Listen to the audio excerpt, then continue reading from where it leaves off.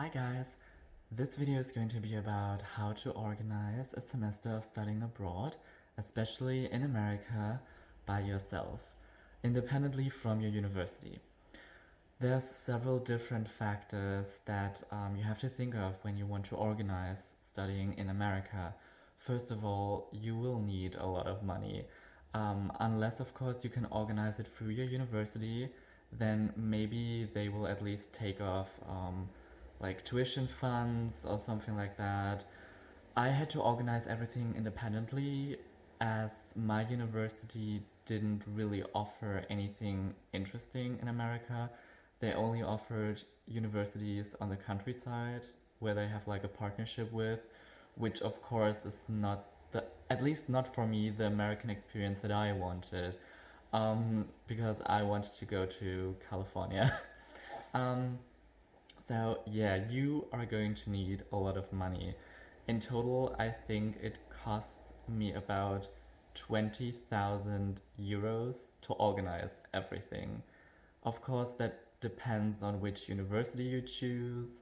If you get government support or scholarships or anything like that, I wasn't eligible for scholarships as my father just makes too much money apparently, and there was no other kind of support from my university or our government. I know that in the Netherlands, a friend of mine actually got like half of the money back from her university or like her government, something like that.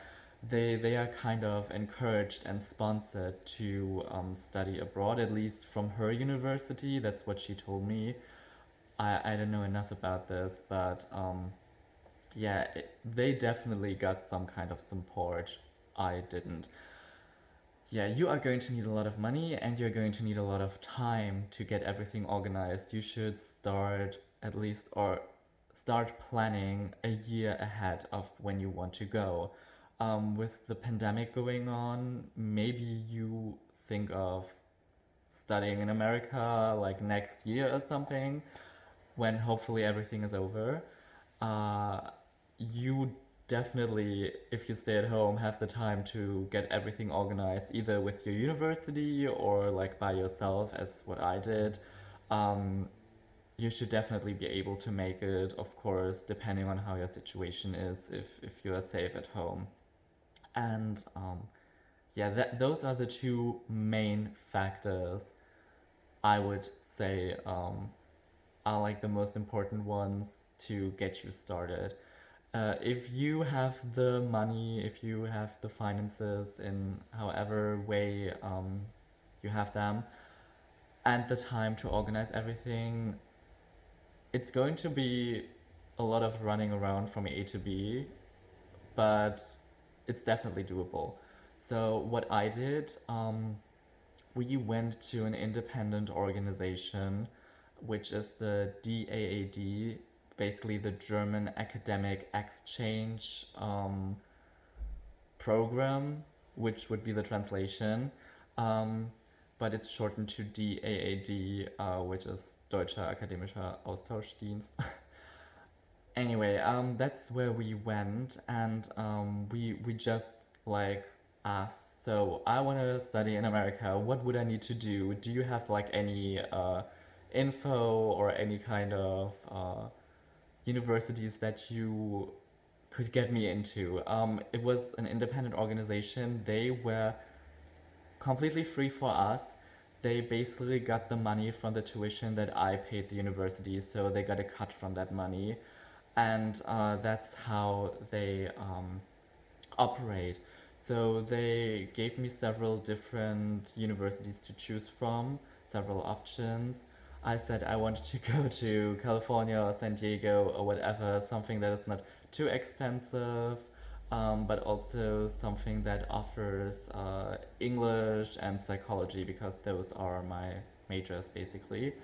And yeah, I said that I would love to be able to be somewhere in LA, which is like, of course, the cliche, but I just, from watching a lot of YouTube and all of that, oh my god, that was a lightning strike, and that is thunder.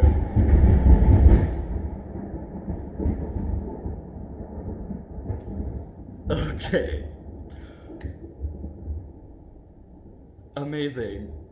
Anyway, the whole lightning thing took me out of it. But I was at, from watching a lot of YouTube stuff, I just was mesmerized by LA and I just wanted to go there really bad.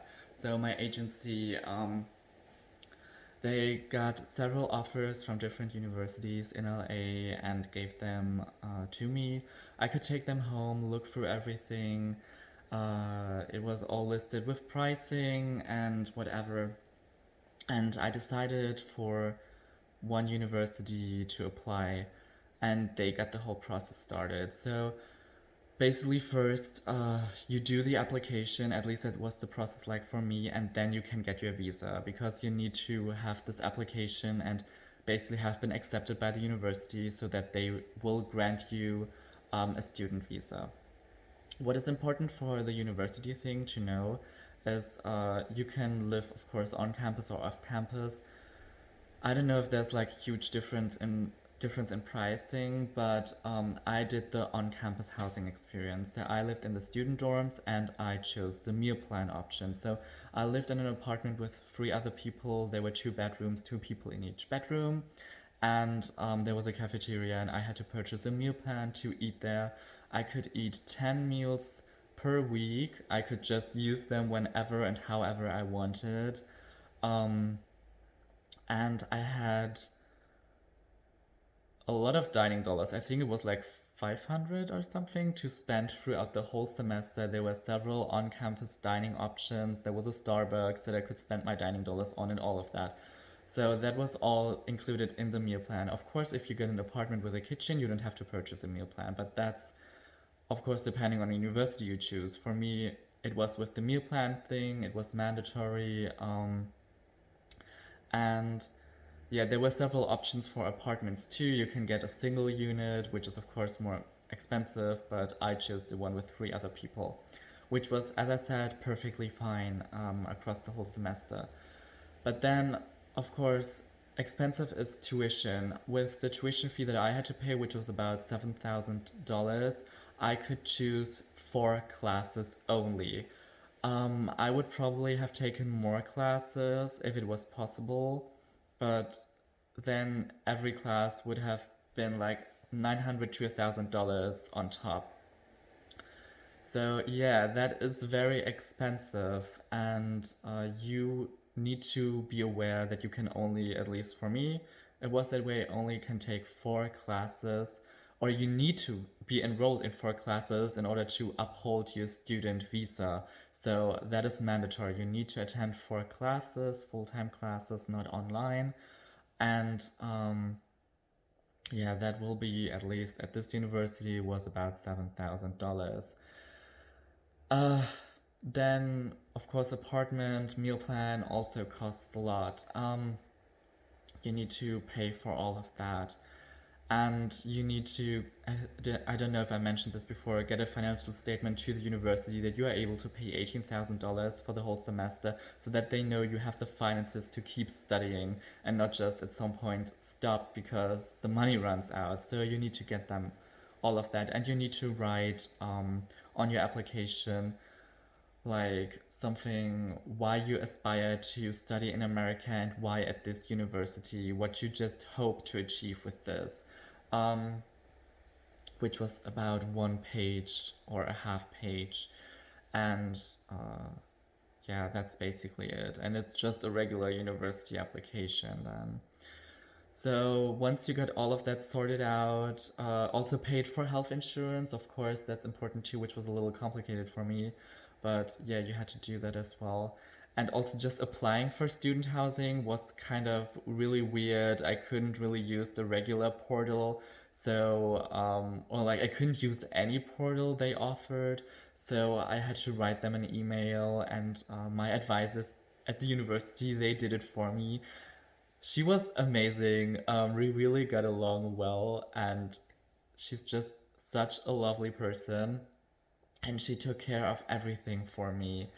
And yeah, once you got all of that sorted out, then you can go apply to your visa or for your visa. There were only like 3 US embassies across Germany, so we had to drive 2 hours there. You need to get uh, all the documents beforehand, so like an updated picture, um, a proof that you applied to this university, and so many things I don't even know. You of course have to make an appointment online too. And if you don't have any of those documents, if you lack any, they won't let you in, and your appointment is gone. And the appointment is also $140 for just waiting in line for like an hour and talking to someone behind a counter for 3 minutes. I think it's very expensive, and it's too expensive because the visa thing you get in your passport afterwards doesn't even have a picture in color. It's a black and white picture. I saw that and I was just like, are you kidding me? Like 140 euros for or dollars for that? Or like this, it's kind of insane. It's very expensive in general. But yeah, I spoke to the woman behind the counter for like 3 minutes. She just asked me what I was going to do in America, where I was going to study, what I studied, who was paying for my trip, and what were my plans when I returned to Germany. And it was just like a conversation of 3 minutes. I gave her my passport, and I received it 2 or 3 weeks later, and then everything was sorted out. Then my agency let my university know that I had a visa. We could book my flight. The flight was, I think, in total about like 1,500 to 2,000 euros for a flight to America and a flight back. So it was like both. And yeah, in total, all of that accumulated to about 20,000 euros. So in those 20,000 euros, the flight, the health insurance for the university, the meal plan, the accommodation, so the student housing, tuition fees for 4 classes, visa fees, what I had to pay for the English certificate, which of course, if you take a TOEFL test, TOEIC test, or whatever, they are more expensive. So fortunately, here in Germany, we had a cheaper option. And I think that was about it. There are probably like some kind of tiny expenses here and there, but yeah, it's not cheap. It's a lot of organizing things that you have to do. I had to wait for my transcript of records to be approved by my university because I had to write it myself, as they didn't have an English version. I don't know if I mentioned that before. I had to wait on that for 2 weeks to get approved. I had to wait like a whole month until my professor had time for that English certificate. I had to wait 2 months for my visa appointment. I had to just wait for a whole year basically to get everything sorted out. Yeah, so it's a waiting game. You need time and money and dedication to do this. You just really need to want this.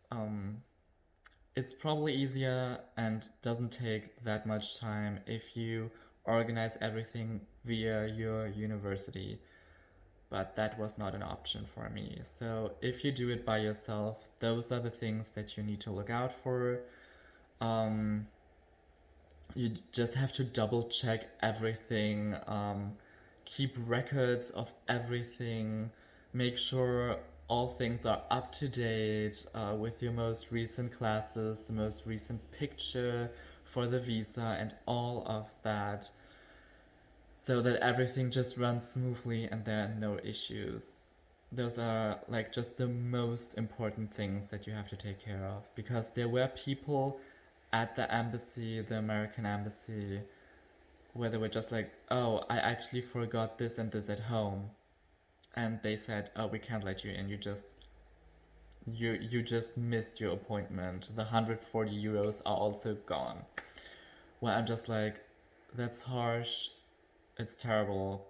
But that's unfortunately the reality. So double check everything yourself, let it be checked by your mom. Like, I think I took like a whole folder of documents that I didn't even need for the visa appointment just to be sure that I had absolutely everything because I just didn't want to stand there and not be let in. Yeah. So if you decide to do that, I wish you the very best of luck.